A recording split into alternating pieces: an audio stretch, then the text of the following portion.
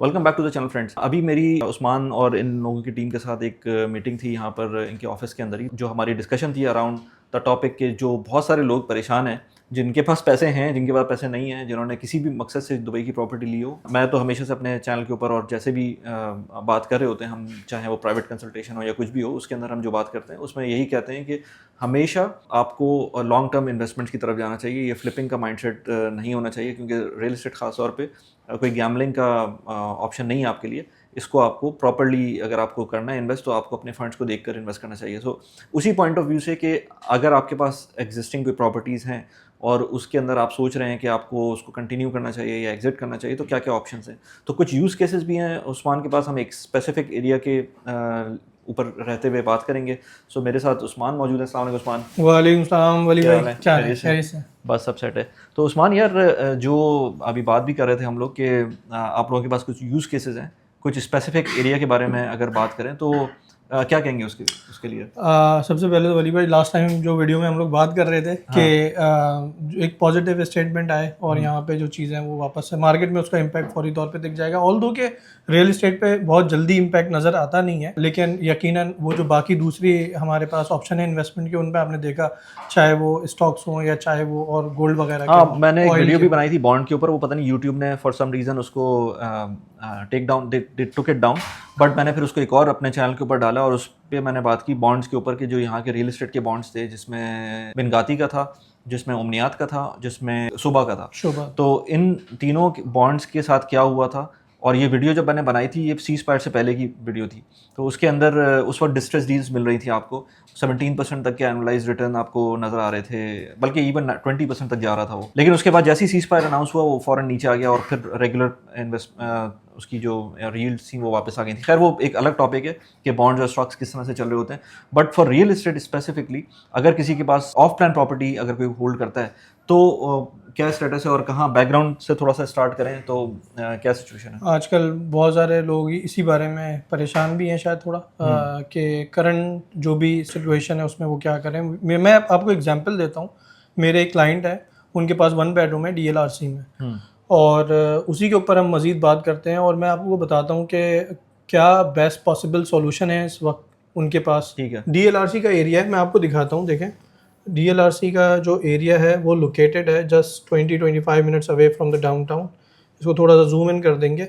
ये जो मेरे पास मैप है, इसमें आपको अपकमिंग जो भी प्रोजेक्ट्स हैं दुबई के, वो यहाँ पे दिखा रहे हैं। तो ये DLRC का एरिया है। ये अगर आप ब्लॉक देखें कंप्लीट, ये अलाइन रोड है, अलाइन रोड के साथ ये D54 है, और ये DLRC का पूरा ब्लॉक है, और इसको दुबई लैंड रेजिडेंस कॉम्प्लेक्स भी कहते हैं। और यहाँ पे आपको ये जो डॉट्स नज़र आ रही हैं, बेसिकली ये फ्यूचर प्रोजेक्ट्स है। अगर अभी की सूरत हाल में वो कोई भी इन्वेस्टर जो है या कोई भी सेलर बेचने जाता है, तो क्या ऑप्शंस हमारे पास मौजूद हैं। तो ये फ्यूचर प्रोजेक्ट्स हैं जो आने वाले हैं या हैंड ओवर होने वाले हैं?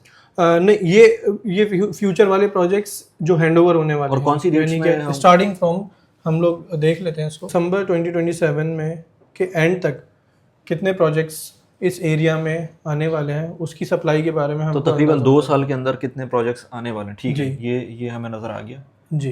राइट। तो मोर लेस आपको यहाँ पे इस वक्त नज़र आ रहे हैं तकरीबन 31 प्रोजेक्ट्स, ओके, जो कि by end of 2027 hand over के करीब होंगे या हैंड ओवर हो रहे होंगे। अगर आप नंबर ऑफ यूनिट्स की बात करें तो मोर लेस 12,000-13,000 यूनिट्स होंगे। फिर दूसरा जो चेक है वो ये है कि उनका SPA कैसा है। अभी करंट सूरत हाल में SPA परमिट करता है कि वो इस वक्त उसको रीसेल कर सकते हैं, क्योंकि आपको पता है हर डेवलपर के डिफरेंट क्लॉजेज होते हैं, डिफरेंट रूल्स होते हैं। कोई 30% पे भी आपको रीसेल की परमिशन NOC दे देता है, या 40% पे भी बहुत सारे डेवलपर्स के पास है। उनका जो यूनिट है, मैं अभी डेवलपर का नाम नहीं ले रहा, उनके जो प्रोजेक्ट वाइज है, क्या वो प्रोजेक्ट कितना अच्छा है। उनका प्रोजेक्ट अच्छा है, अच्छे एक रिनाउंड डेवलपर के पास है।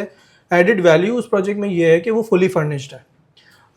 फिर उसके बाद flexibility of payment plan matters, क्योंकि जो भी नया बायर है वो इस वक्त के सूरत हाल में बाय करने के लिए हो सकता है उसको मतलब हो सकता है उसको नहीं, लेकिन वो तो SPA के अंदर हो सकता है ये भी हो कि आप जब किसी को सेल कर रहे हैं तो वो पूरा का पूरा उसमें पैसे पे करने होंगे, या पेमेंट प्लान कन्वर्ट नहीं हो सकता, उसके अंदर जो एग्जिस्टिंग पेमेंट प्लान है वैसे ही रहेगा, या हो सकता है आपको पूरे पैसे पे करने पड़े, तो इन दैट केस इस पर्टिकुलर यूनिट में जो पेमेंट प्लान था वो था 70-30 का, ओके और इसमें कोई पोस्ट हैंडओवर प्लान नहीं था। ठीक है। तो उस सिनेरियो में उनका जो पेमेंट प्लान है 30% वो तो वैसे ही ट्रांसफर हो, क्योंकि वो तो at the time of handover उन्होंने देना ही है। ठीक है।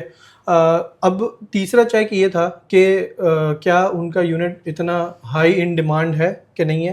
तो यस, वो हाई इन डिमांड है उस एरिया में, इस DLRC के एरिया में वो यूनिट जो है हाई इन डिमांड है, क्योंकि फुली फर्निश है, ब्रांड नेम जुड़ा हुआ है, फर्निशिंग अच्छी है, क्वालिटी अच्छी है डेवलपर की, ये एक रीज़न है। और लोकेशन भी अच्छी है, नॉट ओनली के DLRC but with in DLRC उनकी लोकेलिटी भी एंट्रेंस के आसपास में ही है। ठीक है। अच्छा, उसके बाद अगर हम बात करें क्या जो है अभी अगर करंट मार्केट वैल्यू जो है वो क्या है उस यूनिट की, अगर मैं वो क्विकली आपको दिखाना चाहूँ तो वो ये लास्ट मंथ की जो है वो ट्रांजैक्शंस हैं, ये रेंट्स की, और ये अगर आप बाई की देखें तो एवरेज प्राइस 1,50,000 चल रहा है। ये एवरेज प्राइस है 1 बेडरूम की। ठीक है। तो उनका जो यूनिट है वो तकरीबन 1.25 मिलियन का था।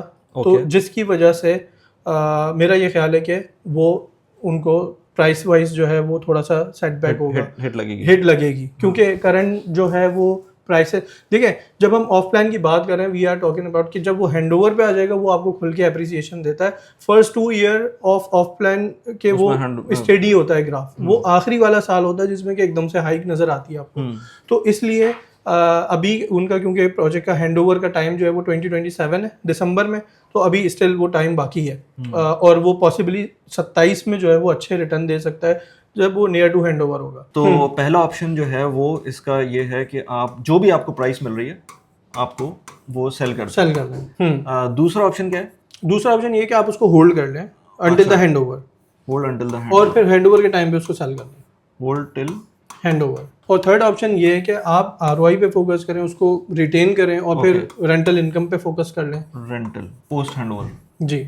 ओके। और फोर्थ ऑप्शन ये है कि आप मॉर्गेज के थ्रू रिमेनिंग जो पेमेंट्स है उनको ऑफलोड कर दें, उनको अच्छा, यानी कि आप इसको होल्ड करें टिल दी हैंडओवर जी, एंड फिर उसी का second part payment plan let's say आपका जो भी होगा उसमें डेफिनेटली आप यहाँ पर पोस्ट हैंडओवर होगा या फिर आपका कोई ना कोई अमाउंट जा रही होगी on the time of handover भी हो सकता है। तो इन एनी केस आप उसको या तो इस तरह से लेके जाएं या फिर आप उसको जो ये अमाउंट है जो भी अमाउंट बन रही है इसको मॉर्गेज कर लें। इसका अब जरा एक एक करके इसको जरा एक्सप्लेन कर दें। अच्छा ठीक है, तो जब हम सेल की बात कर रहे हैं ना तो कुछ चीज़ें हैं, एक एनालिसिस है, हम क्विकली देख लेते हैं एक नज़र के इस सूरत है आज के दिन में अगर हम सेल की बात करते हैं तो मार्केट की क्या कंडीशन है। ठीक है, उनकी बेसिस के ऊपर करंट DLRC है वो ये एरिया है। ठीक है, DLRC में बाय एंड ऑफ 2027 क्या सप्लाई आने वाली है ये बड़ा मैटर करता है। अभी 2027 बाय एंड ऑफ 2027 ये सारे प्रोजेक्ट्स आने वाले हैं, कमोबेश 30 प्रोजेक्ट्स हैं जो कि इस वक्त एज ऑफ टुडे वो 30 प्रोजेक्ट्स लॉन्च होने वाले हैं। कम से कम भी 12-13 हज़ार यूनिट हैं ये मार्केट में, 1 बेडरूम 2 बेडरूम 3 बेडरूम सब मिला के एक्यूमुलेटेड। ठीक है। और इसके साथ साथ ये बात के जो 26 में वो क्या आने वाला है वो देख लेते हैं, क्योंकि आज की हम बात कर रहे हैं, आज के दिन में सेल करने की बात कर रहे हैं। तो 26 में क्या मार्केट वैल्यू है उनके यूनिट की, क्या वो प्रोजेक्ट इतना अट्रैक्टिव है कि वो हाई इन डिमांड है, और उसके अलावा प्रोजेक्ट की लोकेशन वगैरह और ये चीज़ें तो वो तो उस पर डिपेंड नहीं करेगा करंट सिचुएशन में जो एग्जिस्टिंग जो रेडी प्रॉपर्टीज हैं वो किस में सेल हो रही हैं उससे नहीं। यस बिल्कुल, मैं रेडी प्रॉपर्टी के आपको दिखाता हूँ आज के दिन की जो प्राइस है वो उसी से हम यकीन कंपेयर करेंगे। ठीक है, अगर आज के दिन की प्राइस देखें, देखिए आज के दिन में अगर 1 बेडरूम की DLRC में प्राइस देखें तो वो तकरीबन 7 लाख की आ रही है। ठीक है, लेकिन इसमें 7 लाख में I think sky code type की बिल्डिंग्स भी आ रही हैं। यस वो ये 15 साल पुरानी कंस्ट्रक्शंस हैं, इनमें 1 बेडरूम 6 लाख का मिल जाता है, तो वो एक अलग। इसके अंदर कोई ऐसी बिल्डिंग है जो बिल्कुल नई हो, जैसे इसके अंदर मुझे नहीं पता कि अभी रिसेंट, असल में वहाँ DLRC में एक मसला ये भी है कि रिसेंटली कोई नई बिल्डिंग हैंडओवर होते हुए मुझे नज़र नहीं आई इसके अंदर। और है भी नहीं, 1 महीने के अंदर कोई ट्रांजैक्शन भी नहीं है। यस तो ये सारी पुरानी बिल्डिंग्स की ट्रांजैक्शन। बाय द वे ये जो साहब थे, ये जो क्लाइंट थे तुम्हारे, इसके इनकी बाइंग प्राइस क्या है? तकरीबन 1.1 मिलियन 1.1 फॉर 1 बेडरूम और हैंडओवर इनका 27 के end 27 Q4 में इनका हैंडओवर प्लान। सही है। तो अगर ये अभी सेल करते हैं तो मेरा नहीं ख्याल कि इनको कोई अच्छी प्राइस मिल रही होगी। हाँ, अगर आप अभी रेडी मार्केट से इसको कंपेयर करेंगे, जो कि मेरा ये ख्याल है कि थोड़ा सा अनजस्टिफाइड कंपैरिजन है, बट स्टिल तो वो ये प्राइसेस हैं। इसको और मजीद एक्यूरेट करने के लिए मैं ऑफ प्लान पे चला जाता हूँ। हाँ। तो ऑफ प्लान में अगर आप देखेंगे तो आपको नजर आ रहा है ट्रांजैक्शन 1.1 मिलियन की, 1.2 मिलियन की, और अगर हम इसका एवरेज एक देखें ऑफ प्लान में तो तकरीबन वही मिलियन 90,000 का ऑफ प्लान। लेकिन रियलिस्टिकली स्पीकिंग आपको हिट लग रही होगी अराउंड, अगर ये 1.1 मिलियन की उनकी है तो उनको मेरे ख्याल से 10% तो कहीं 10% तो उनको यकीनन आज के दिन में, और उनके पास उनकी अर्जेंसी ऐसी है, उनको अभी बेचना है, उनका कैश फ्लो डिस्टर्ब्ड है, तो ऑफ कोर्स के बड़े नुकसान से छोटा नुकसान सही तो चले। लेकिन उसमें तो जब उन्होंने लेट्स से 30-35% पे किया हुआ है, उसमें से माइनस डीएलडी करेंगे 4% की, वो भी पे किया हुआ उन्होंने, उसके अंदर से फर्दर आप 10-12% का डिस्काउंट दे देंगे किसी को, तो उनके पास तो कैश बहुत कम ही आएगा हाथ में। और फिर थोड़ा बहुत डेवलपर भी शायद चार्ज लेता है, उसके एनओसी वगैरह भी होगा, सब कुछ होगा। तो मेरा नहीं ख्याल कि उसके अंदर कोई इट मेक सेंस कि आप जो है उसको इस तरह से सेल करें। बिल्कुल। इसीलिए जब आप स्टार्ट कर रहे थे तो आपको पता होना चाहिए था कि आपका कैश फ्लो कैसा रहेगा और आपको वर्स्ट केस सिनेरियो रखना चाहिए था। बिल्कुल। ये तो एक सिनेरियो हो गया ना कि आपको अगर अभी बेचना है, जो कि मुझे तो क्लियरली नजर आ रहा है कि किसी को अच्छा टाइम नहीं है बेचने का। ये मेरे ख्याल है बाइंग के लिए तो बहुत अच्छा टाइम है, लेकिन बाइंग में तो, लेकिन फिर वही बात है कि बाइंग में आप इनसे क्यों बाय करेंगे, आप फिर डेवलपर के पास जाएंगे। अभी मैंने महमूद के साथ एक वीडियो की, उसमें पता चल रहा है कि भाई वो 1% पेमेंट प्लान चल रहा है through out until the post handover, और बाद में 1% के ऊपर पे करना है। और उसके अंदर ये भी है कि प्राइसेस भी कोई इसी तरह की प्राइसेस हैं, तो आप फिर क्यों करेंगे कि पुराने पेमेंट प्लान के ऊपर लेकर आप उसको यूज कर रहे होंगे।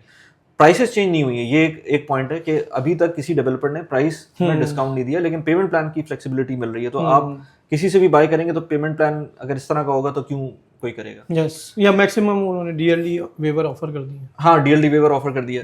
एग्जैक्टली, डीएलडी वेवर ऑफर किया, डिस्काउंट ऑफर किया, तो वो किसी कंडीशन में ऑफर किया है कि गाड़ी की कंडीशन में या इस तरह की, या फ्रंट पे कर दें, और वो भी अभी तक कर रहे हैं। मैंने सुना है कि दमाग, अब आई डोंट नो कि कब ये वीडियो आएगी, लेकिन दमाग जो है वो वापस ले रही है इस ऑफर को इन नियर फ्यूचर। हाँ, वो लिमिटेड टाइम के लिए होगा, तो फिर वो नहीं मिलेगा। सो इसके केस के अंदर सेलिंग तो ऑप्शन नहीं है अनलेस एंड अनटिल आपको बस एग्जिट करना है। एग्जिट करना, जब भी आप डिस्ट्रेस टाइम में एग्जिट करेंगे तो ये मसला तो आएगा, इसके अंदर आपको कंटिन्यू नहीं करेंगे तो प्रॉब्लम आएगी। सेकंड ऑप्शन पे अगर चले हम, हमारा सेकंड ऑप्शन ये है कि वो होल्ड कर लें till the time of handover. तो ये तो रेगुलर चीज है ना कि आप अगर आपको करना ही है इवेंचुअली, तो आपको पूरा करना पड़ेगा, कैश फ्लो समेत आपको आगे जाना पड़ेगा। फिर आप उसको अगर आपके पास पेमेंट होगी तो आप पेमेंट करेंगे, वरना पोस्ट हैंडओवर है तो पोस्ट हैंडओवर करेंगे। ये तो नॉर्मल सिनेरियो है। लेकिन इस सेकंड वाले में थोड़ा सा स्ट्रेटजी हम ये बताना चाह रहे हैं कि अगर वो अपना कैश फ्लो कर लें, इस टाइम के ऊपर सेलर के साथ नेगोशिएट कर लें, अपने पेमेंट प्लान को थोड़ा फ्लेक्सिबल बना लें, ड्रैग कर लें अपने पेमेंट्स की जो भी इंस्टॉलमेंट्स हैं उनको, तो till the time of handover बेच दें तो उनको अप्रिसिएशन भी मिल जाएगा, और जो उनको अभी करंटली वो नुकसान होने वाला है वो उससे बच जाएंगे।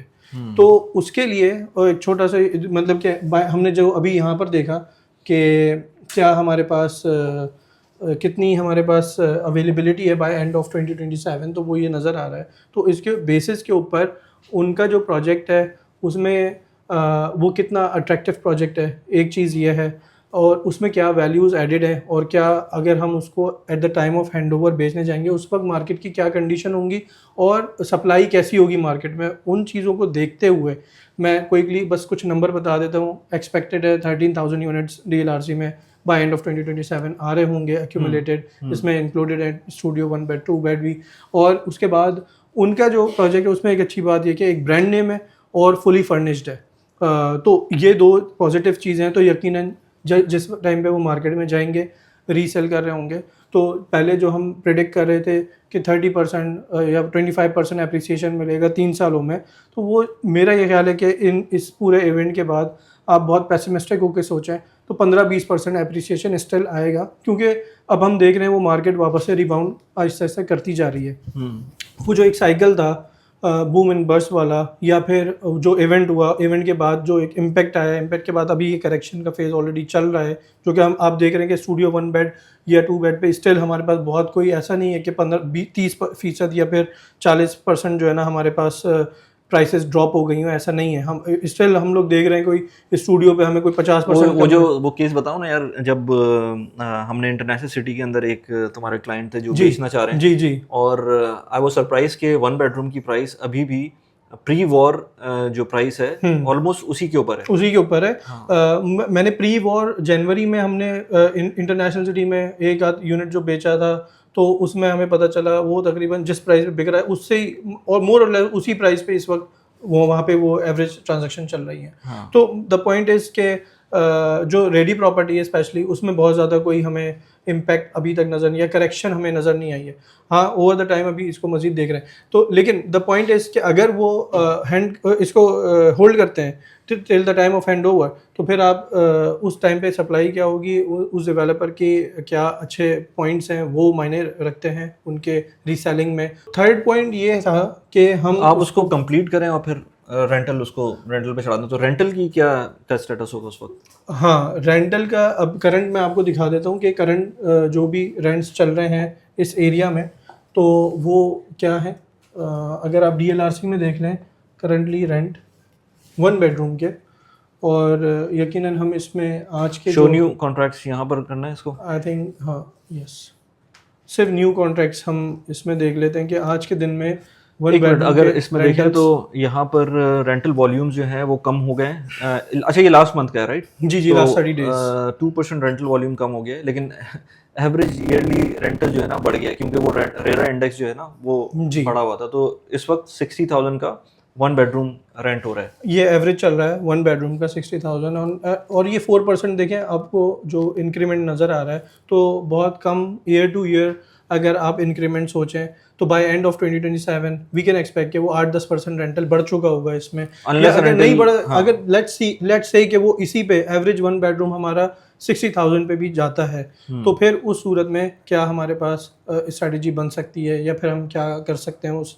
यूनिट का। यकीनन at the time of hand over cash flow का स्मूथ होना बहुत ज़रूरी है। अगर वो 30% अपना पे ऑफ नहीं कर पा रहे हैं, तो वो फिर यकीनन मॉर्गेज की तरफ देखेंगे, और मॉर्गेज की तरफ जाने के बाद क्या ये 60,000 उनको कंट्रीब्यूट कर सकता है पॉजिटिव कैश फ्लो में कि नहीं। ये तो अगर उन्होंने किया हुआ है, अगर दोबारा से वो खोलें ज़रा उसको, लेट्स से नहीं वो इसका वाइट बोर्ड, तो अगर इन्होंने लेट्स से हम कहें कि 1.1 मिलियन का है, सही है, और रेंटल 60,000 का जाता है, और वो उनकी जो फीस होगी वो कितनी होगी अराउंड, मेंटेनेंस की फीस वगैरह जो अगर माइनस कर 15 दिरहम पर स्क्वायर फीट, तो अगर ये भी था 10,000 दिरहम्स या 9,000 दिरहम्स के करीब जाएगी, तो रेंटल जो है वो तकरीबन 50,000 उनको नेट मिल सकता है, राइट? मिल सकता है, बिल्कुल। तो 50 के रेंटल मिलेगा नेट, और इसकी परसेंटेज निकाल लें तो अच्छा, ये बात पॉइंट अलग है कि जहाँ पर लोग कहते हैं कि 1.1 मिलियन हमने खर्च किया और उसका रेंटल आपको इतना मिल रहा है, तो बात तो ठीक है, बट आपने ये 1.1 मिलियन एक साथ तो पे नहीं किया ना, आपने उसको थ्रू आउट टाइम जो है ना स्लोली एंड ग्रेजुअली पे किया है। सो इन एनी केस तकरीबन आपको ये मिल रहा है, आई वुड से कि 4.5 to 5% के करीब मिल जाएगा मेरे ख्याल से। 4.5 होगा या 4.8 समथिंग लाइक दैट। यस, ये आपको रेंटल मिल रहा है, प्लस ये ये नेट है, ये नेट है, और ये आई थिंक वर्स्ट केस कह लें या थोड़ा सा वर्स्ट केस कहें तो 4.5 तो मिल ही जाएगा जी। तो ये आपकी सिचुएशन होगी अगर आप होल्ड करते हैं और उसको रेंट पे दे देते हैं। आपके पास पैसे नहीं है at the time of hand over, आपके पास पैसे नहीं है, उस पॉइंट पर क्या ऑप्शन था? फिर हमको मॉर्गेज की तरफ जाना पड़ेगा। अच्छा, मॉर्गेज का ये वाला जो ऑप्शन, ये फोर्थ ऑप्शन है। हाँ। हमको मॉर्गेज की तरफ जाना पड़ेगा, और इसके जो भी 30% रिमेनिंग है बैंक से ऑफलोड कर, इसी प्रॉपर्टी पे, बहुत सारे लोगों को ये नहीं पता, लेकिन इसी प्रॉपर्टी पे आप मॉर्गेज ले लेंगे 30% अपना, क्योंकि आप ऑलरेडी 70% डाउन कर चुके हैं, और ये एप्लीकेबल है अंटिल 40%, 40-60 के प्लान पे भी। अगर आपने कोई प्रॉपर्टी ली है और वो 40% आपने डाउन किया है, तो रिमेनिंग 60 आप even as a non resident of Dubai आप पे ऑफ कर सकते हैं on the basis of this property, but this is only possible when hand over is near. तो हैंडओवर के नज़दीक फिर ये काम हो सकता है, ये शुरू में नहीं हो सकता। ऑफ प्लान प्रॉपर्टी पे लोन्स या मॉर्गेज मुश्किल है या फिर ना होने के बराबर है। तो जब रेडी हो जाएगी तो लेट्स से इनका क्या प्लान था, 30% का प्लान था?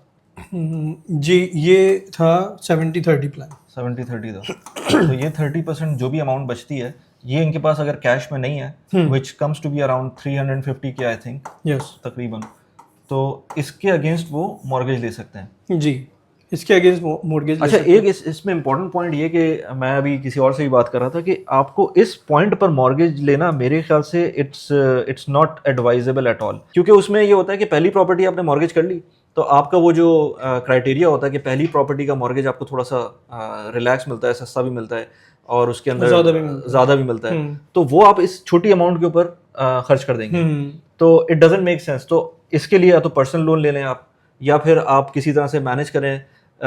इसके अंदर हमने वो बात कर ली थी रेंटल के अंदर। अच्छा हाँ, मॉर्गेज जब आप कर लेंगे तो रेंटल का भी फायदा हो सकता है। मतलब हर एक के लिए ये सही नहीं है मेरे ख्याल से। जिसके पास अच्छा कैपिटल मौजूद है उसके लिए ये मॉर्गेज सही नहीं है। इसके लिए बजाय इसके कि ये करें, आप पर्सनल लोन लें और उसके थ्रू पे ऑफ करें। लेकिन अगर आपके पास और कोई ऑप्शन नहीं है, आपको कोई और प्रॉपर्टी नहीं लेनी, फिर आपके लिए ये काम भी आप कर सकते हैं। यकीनन हम तो सारे ऑप्शंस को डिस्कस कर रहे हैं, फिर हर इंडिविजुअल ने अपने सर्कमस्टांसेस को खुद ही देखते हुए फिर वो अपने प्लान बना सकते हैं। सही। अच्छा, बाय द वे ये मैंने जो 4.8% लिखा है ये at the time before the जो भी ये इवेंट्स हुए उससे पहले ये लोग 7% को आराम से जो है ना कह रहे थे कि इतना हो सकता है, और ये हो सकता है 4.8% से हो सकता है 6.5% चला जाए या समवेयर अराउंड दैट। बट मैं क्योंकि हमेशा जो भी अपनी कैलकुलेशन करता हूँ और मैं सबको बोलता भी हूँ कि भाई कंजर्वेटिव रह के काम करें। आपको अच्छी चीज़ मिल जाए तो बहुत अच्छी बात है, लेकिन अगर आप कंजर्वेटिव रहकर काम करेंगे तो आपको खुशी होगी। लेकिन अगर आप ये सोच के करेंगे कि नहीं यार मुझको तो ये 8% पे मिलना था और अब मुझको ये लेट्स से 4.8% मिल रहा है, तो शायद आपको हार्ट अटैक ही आ जाए। सो बेहतर ये है कि अपना कैलकुलेशन जो है ना सिंपल रखें और उसको कंजर्वेटिव रखें। सो 4.8% उस तरह से, अदरवाइज मेरे ख्याल से ये इससे बेहतर भी जा सकता है। But again it depends on a lot of factors जो कि अभी हमें नहीं पता। सो इसीलिए जिसका भी इस तरह का सिनेरियो बन रहा है वो उस्मान से भी बात कर सकता है। एक और जो ऑप्शन अभी मैंने रिसेंटली देखा कि अगर आप फुल पेमेंट करते हैं तो फुल पेमेंट के अंदर आपको लेट्स से 10% का वो गारंटीड रेंटल दे सकते हैं अगले 3 साल के लिए, और फिर उसके बाद अपार्टमेंट भी आपको मिल जाता है। सो वो वाला ऑप्शन भी है। तो जो इस तरह की भी ऑप्शंस हैं वो सारे आप लोग डिस्कस कर सकते हैं उस्मान के साथ। इनकी पूरी टीम है यहाँ पर, हम अभी इन्हीं के ऑफिस में आए हुए हैं और ये वीडियो बना रहे हैं। अगर किसी को भी कोई काम हो, किसी को भी कोई नई इन्वेस्टमेंट्स करनी हो या एग्जिस्टिंग इन्वेस्टमेंट में कोई क्वेरी हो या एग्जिट करना हो, तो आप लोगों के पास मेरे ख्याल से रीसेल की भी ऑप्शन मौजूद है। हमारे पास डेडिकेटेड टीम है जो कि रीसेल पे काम करती है। राइट। मेरे पास भी इसी तरह का एक इशू आया था। हमारी पेड कम्युनिटी है उसके अंदर एक साहब थे जिन्होंने कहा था लिस्टिंग करवाने को। मेरे ख्याल से उनकी लिस्टिंग हो गई है, बट उनके एसपीओ का शायद कोई प्रॉब्लम था तो पहले वो रिजॉल्व हुआ है और अब जाके शायद लिस्टिंग करवाई है। सो इसी तरह के और भी ऑप्शन है। मेरी पेड कम्युनिटी भी है, यूट्यूब चैनल भी है, इसको भी सब्सक्राइब कर सकते हैं। हम लोग personal finance, productivity, real estate, इस तरह के टॉपिक्स पे बात करते हैं। उस्मान से अगर कॉन्टैक्ट करना हो तो अगेन नीचे कॉन्टैक्ट नंबर, व्हाट्सएप नंबर दिया हुआ है, उससे आप कनेक्ट कर सकते हैं। और भी कोई चीज़ हो तो प्लीज़ कमेंट करें, बट अंडरस्टैंड के सिचुएशन चेंज हो रही है, global and regional situation change हुई भी हैं। आगे क्या होता है अभी हमें क्लियर नहीं है, लेकिन दुबई की जो यूएसपी है वो अभी भी अपनी जगह पर है। मैं कितने लोगों को जानता हूँ जो अभी भी मुझसे कांटेक्ट कर रहे होते हैं कनाडा से, यूके से, ऐसे कंट्रीज से। पाकिस्तान इंडिया की तो बात ही नहीं करें ना। पाकिस्तान इंडिया में तो मेरा नहीं ख्याल कि कोई अभी भी कोई इस तरह का बंदा है जिसको अगर दुबई आने का मौका मिले तो वो ना आए। बट जो लोग वेस्ट में हैं वो अभी भी आना चाहते हैं, और उसका प्राइम रीज़न ये है कि यहाँ पर जो इंटरनल सेफ्टी एंड सिक्योरिटी है वो बहुत ज़बरदस्त है। टैक्स एडवांटेजेस जो आपको मिलते हैं वो बहुत ज़बरदस्त है। अभी जो ये ग्लिच आया है इसके बाद क्या सिचुएशन होती है वो आपके सामने ही होगी, क्योंकि अभी ज़्यादा टाइम 1.5 महीना तो गुजर गया है इस पूरी सिचुएशन को। तो हम देख रहे हैं कि कैसे चीज़ें इंप्रूव हो रही हैं और आगे भी जो होगा इंशाल्लाह वो बेहतर होगा। So thank you very much. And screen पर कुछ वीडियोज़ नज़र आ रही हैं, वो आप जाके देख सकते हैं regarding these subjects. Thank you very much. Thank you.